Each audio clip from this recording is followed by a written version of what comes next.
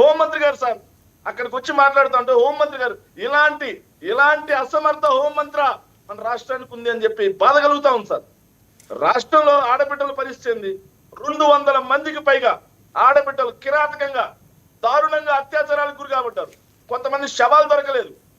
Telugu Desam party వాళ్ళే ఒక ఏదైతే బాలికని, గిరిజన బాలికని, 9వ తరగతి చదువుతున్న బాలికని, మహిళల మీద 25,000కు పైగా దాడులు నమోదైనట్టుగా ఎన్సీఆర్బీ డేటా చెప్తా ఉంది. ఇంత జరుగుతా ఉన్నా హోంమంత్రి గారు ఏ ఘటన మీద ఎక్కడ ప్రెస్ మీట్ పెట్టరు సార్. ఏ ఘటన మీద మహిళల మీద దాడులు జరుగుతా ఉన్నా కానీ వైసీపీ వాళ్ళని, జగన్మోహన్ రెడ్డి గారిని తిట్టడానికి మాత్రం ముందుంటారు సార్ ప్రతి అంశం సార్. ఈ రోజు హోంమంత్రి గారు ఏదైతే ఆంధ్ర రాష్ట్ర పరువు తీశారు సార్ ఒక విషయంలో, ప్రతి అంశంలో హోంమంత్రి గారు అంటే బాధ్యతాయుతంగా ఉండాలి, వాళ్ళ శాఖకు సంబంధించి మాట్లాడాలి సార్ కన్స్ట్రక్టివ్ గా. కానీ ప్రతి అంశంలో జగన్మోహన్ రెడ్డి గారిని, వైసీపీ వాళ్ళని విమర్శించడానికి ఆవిడ ఏదైతే హోంమంత్రి స్థానం